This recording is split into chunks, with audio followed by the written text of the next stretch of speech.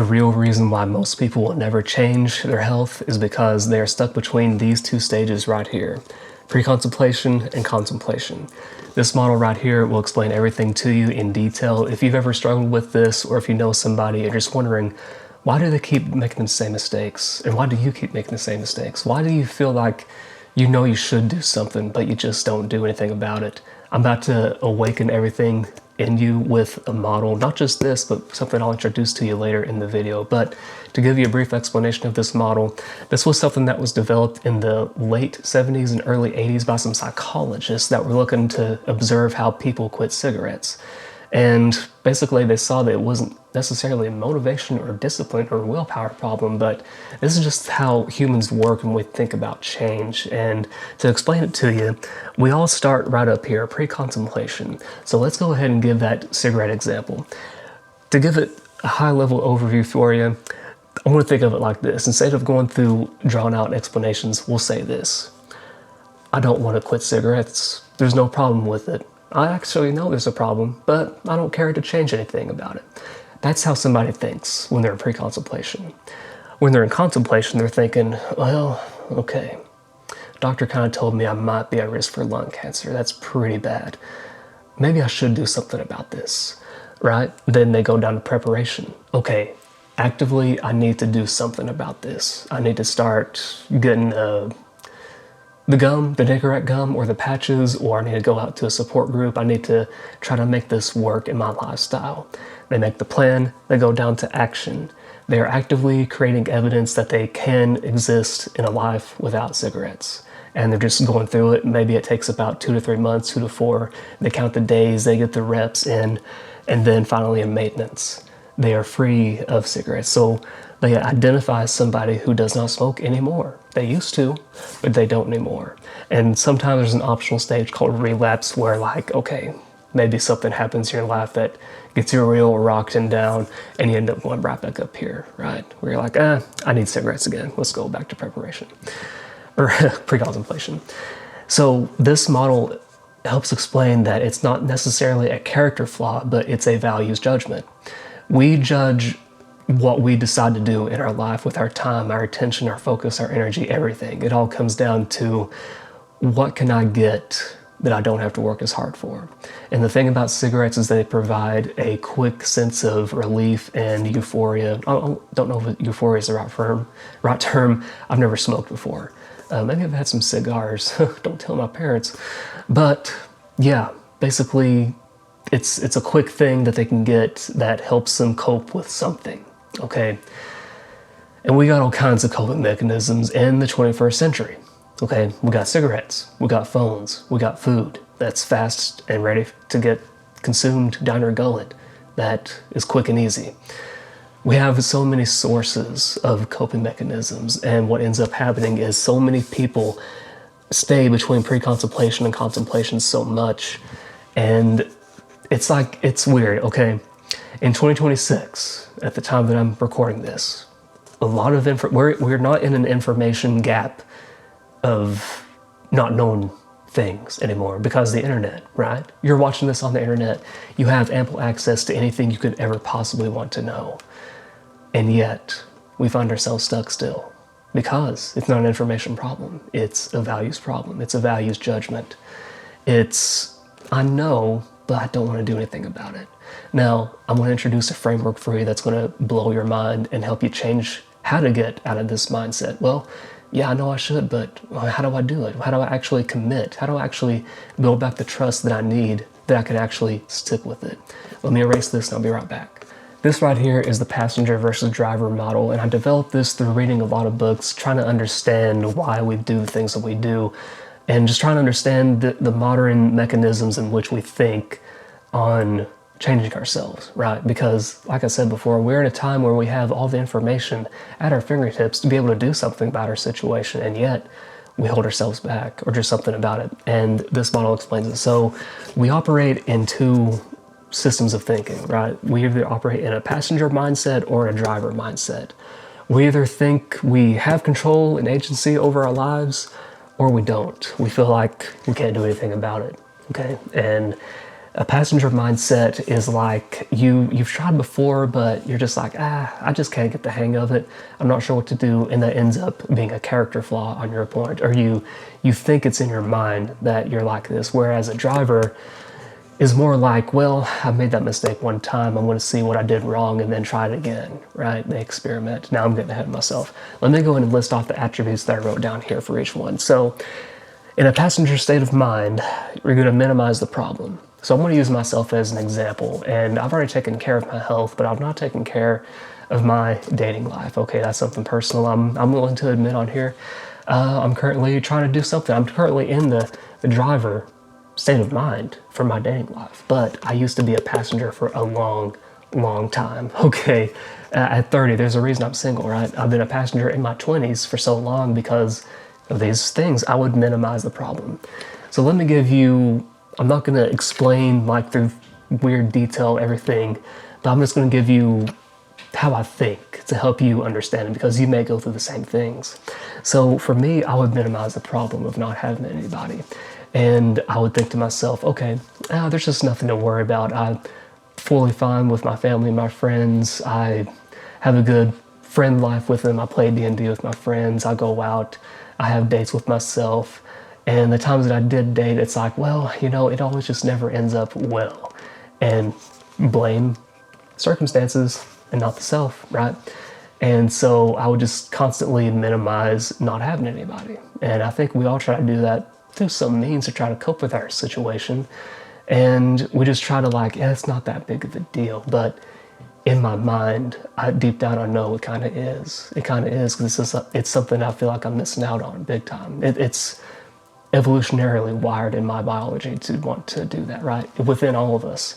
And so another part of it is I blame circumstances. Well, it's just these modern women, right? That's something I actually thought. Yeah, I won't say that I was deep into red pill ideology, but I was exposed to a lot of content on it, on YouTube especially. Nothing like Andrew Tate, but like these other influencers that just come on there and do nothing but bitch and complain about women. It's horribly toxic and terrible, and just a waste of anyone's time to continue consuming it. But they got me in because I was in that passenger state of mind that I just kept thinking, yeah, they're speaking my kind of language. Yeah, that kind of makes sense. It's not me that's the problem, it's them. And that's really attractive. Defends current habits. So I would defend just playing games and do whatever I wanted to, because I really enjoyed my current single life. I thought, if I bring somebody into this, I'm going to have to be doing stuff for them. And I used to be kind of selfish. Maybe in some ways I still am a little bit. But in a lot of ways, I was not thinking about the love that I could give, about serving somebody and potentially serving a family. I was just like, what's the point? I don't really see the point in it. I can't even afford a family anyways. I'm neck deep in student loans. And of course, I'm doing something about that now. But yeah, it gets in the... Of course, that is a very real problem. There's a lot of financial variabilities that are going on with the potential to have a family in today's day and age, but that's a conversation for another video.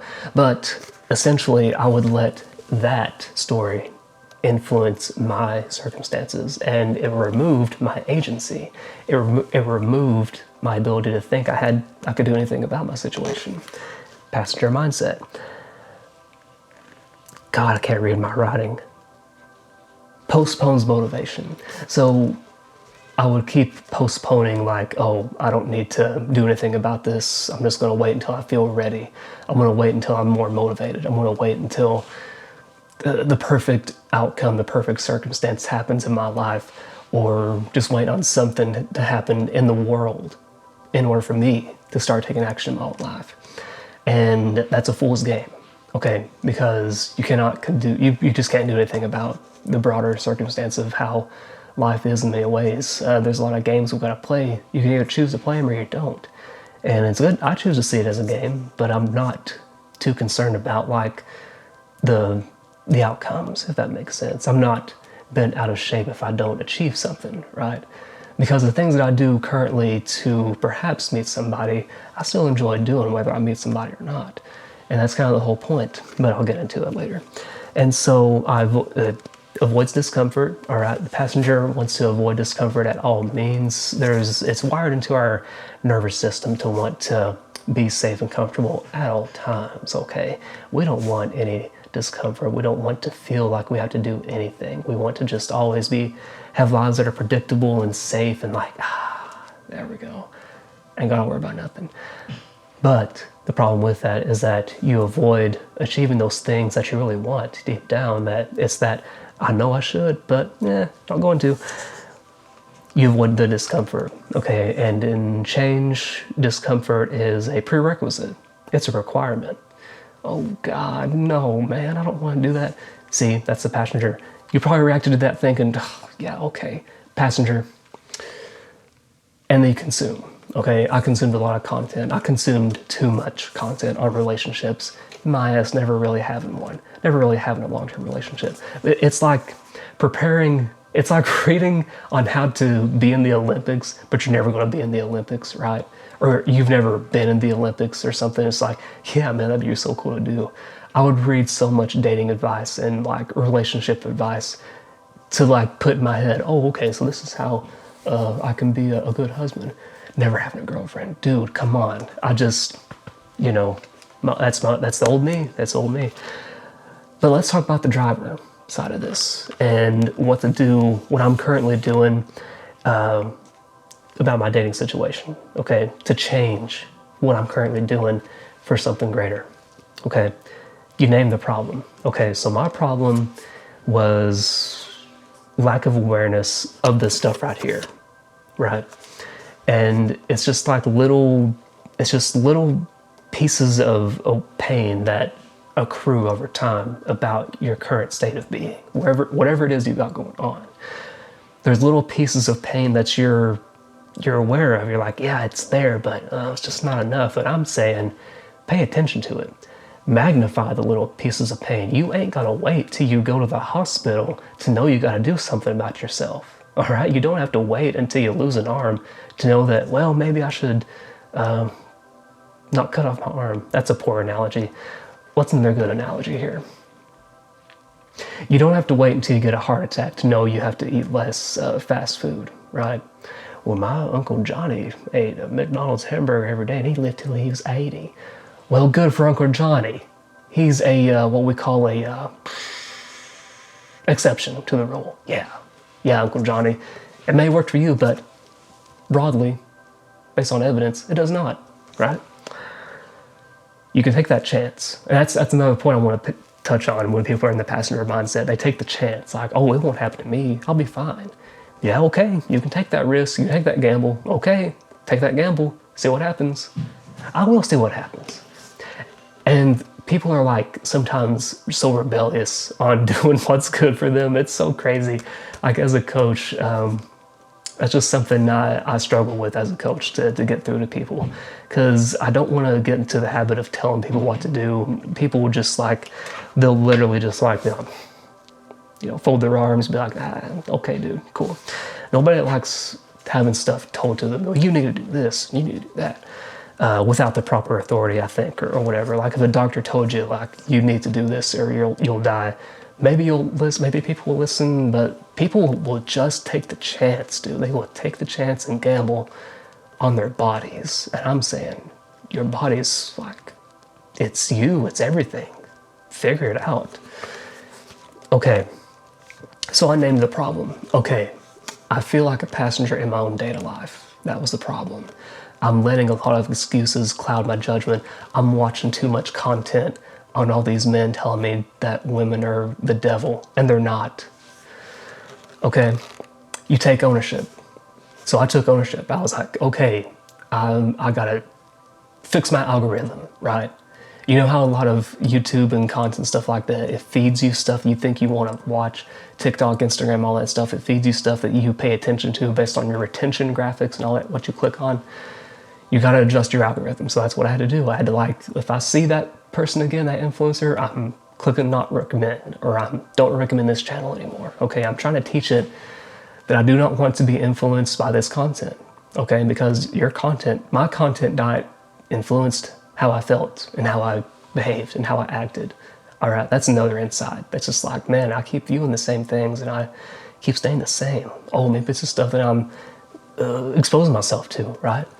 And so, yeah, you question your current habits. So I questioned, like, okay, what, outside of dating apps, I tend to just work and go home and sleep. And I'd say that's a pretty applicable description for a lot of zillennial males in my demographic. Gen Z, millennials, Gen X, whatever. Just men that are just going on just to get along, right? Work, sleep, eat, whatever, and repeat. And I say have better standards. That's what I'm going to say. And so that's what I chose. I took ownership and I wanted better standards for my life. You act before you're ready, right? Oh man, I just gotta wait. I just on motivation, or I just gotta wait for the inspiration. I gotta wait for something. It ain't coming, dog. It ain't coming. You create it through reaction. Reaction. You create motivation through action. Okay, think about that. You successfully do a push-up. Oh man, I did a push-up. I couldn't do that before. I actually did that. What kind of motivated to do more, right? What you experience creates the motivation that you need. And you just gotta find the smallest step possible. Like, goodness, what can I do? If I need to strengthen up my knees hurt all the time. I made it to do more squats, right? Okay, I'm gonna do some chair squats every day. Oh man, I did it for a week and I did up to 20 in a row. Dang man, I kind of want to see how much further I can go. The more you achieve, it kind of creates that motivation as well. And we just need that confidence. We need that experience in order for the momentum to be created. And so you lean into discomfort as a driver. Yeah, man, right now, I went dancing last night at the time of recording this. And that was a vote for me that I'm someone that goes and does things. I show up to social events not ready, right? or not perfect or not optimal, because that's just, I don't chase optimal anymore. I just practice being present. I practice being myself, and I show up and I get better over time. That's the only way that's going to happen for me. It's the only way that I'm going to be able to demonstrate who I am as a person when I meet the one that's meant for me, right? And it's a constant renewal method of just being present. It's being warm and authentic with people that you haven't met, and people will respond to that. I've seen it. People respond better when you have open body language, when you have not a mean mug face, you know what I'm saying? I know people suffer through RBF, but resting bitch face. But it's like, the more that you are able to demonstrate how you are with open body language and just like good, warm demeanor, people will be attracted to that. And I've seen it. I've experienced it, and I want more of it. I want to be able to be somebody that people can approach and people can just be like, this seems like a good old decent feller. Let me go see what he's about. But I want to be the one that's going to be approaching people, right? Men or women, and just going first. And that's what I'm trying to do. I'm trying to get through that, and it's uncomfortable as hell because I create so many stories in my head that I'm bothering them, or I shouldn't do this, or I shouldn't be doing this, and I get into that battle of should. And I just want to lay my weapons down, man. I don't want to pick up my weapons to fight the battle of should anymore. And I say to you, let go of your weapons. You don't have to hang on to those weapons anymore. All right? Because it's just going to feel like you're white knuckling your way through it. You don't have to fight. Sometimes you just got to let go of the expectation that we put on ourselves. It might happen and it might not. I went to that dance thinking, maybe I'll get somebody's number, maybe I won't. And I didn't. And I still felt like $1 million walking out because I showed up and I had a good time. I danced. The last thing, you experiment as a driver. And we'll end with this. Most of your success is going to be found through tiny experiments. Okay, that's a book that I read. I think her name is Anne, French surname, LeCoeur or something, I don't know. She wrote a book called Tiny Experiments, and I wanted to apply that to my driver model. because it perfectly explains that things are going to happen for you when you can reduce the expectation of it and you just continue to experiment and see failure as an opportunity for learning and growth. I know that sounded cliche as hell, but cliches happen for a reason, okay? They're usually true. Platitudes, they're cliche. Platitudes are like, oh yeah, that really helps. But when you really sink into the wisdom with experience, or when you sink into the insight from what you experience, it's like, then it clicks, okay? It's easy to judge when you don't do shit. It's easy to judge people when you're behind a screen. It's easy to judge people when you've not experienced what they've gone through, right? But I say don't judge. I say be open. I say be curious. Experiment. Be a mad scientist for once. What if this worked, right? Another note, didn't mean to put it on there, but it's fixed versus closed thinking as well. Or we'll say open and closed, right? It's being open to outcomes, whatever they may be. And to put this in terms of weight loss or fat loss, yeah, man, I'm currently going through a stage of overcoming my skinny fat physique, and I'm losing and I'm gaining and I'm losing and I'm gaining. And that's the process, unfortunately. You look for the weekly and bi-weekly trends of gradually weight being lost, of gradually seeing your clothes fit a little bit better, because I'm also working out. And you just go through that process of experimenting to see what works and what doesn't within your life. And you're just open to that. But a passenger is going to be closed. And when you're in your passenger mindset, you will be closed actively. Like you're just going to think, no, nope, not happening. That's not me. I don't do that. I don't change. I don't do this. I don't do nothing, right? And that's so strong because we pay attention to the negative more than the positive, unfortunately. That's just how we were evolutionarily wired in our biology. We seek out opportunities that might hurt us, and sometimes that hurt becomes a shield. And it's such a tough shield to break. I understand it because I've been there. I was there with my health when I was heavier as a teenager. And yeah, I know. Sometimes you just gotta breathe it out. You just have to breathe out that passenger thinking and just continue forward. Continue to think like a driver. Anytime you think like a passenger, oh, that's it. Or anytime you're having thoughts like what I listed, I need you to see it as passenger thinking. Well, hold on. Can't think like the passenger. I gotta try to think like the driver for a little bit. And I'll end with this. I know I've said I'll end on so many notes, but one last point that I want to make is that we coexist as the passenger and the driver. Okay? It's just within us at all times.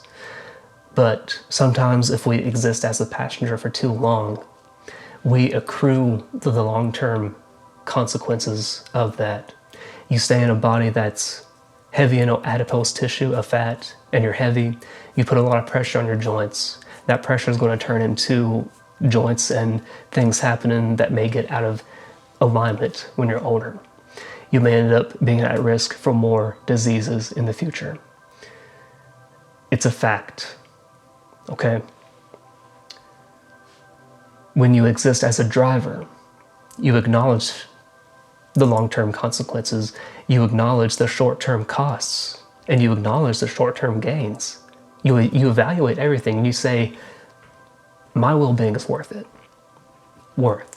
It is worth something. It's worth going through the discomfort. It's worth confronting everything that is wrong in my life. It's worth trying again. It's worth it. It's worth it. So that's the last thing I want to say, okay? If you're ever hesitant about making this stuff work, or if you're just curious about how to become the driver in your body, in your life, reach out to me and let me know, all right? Till next time.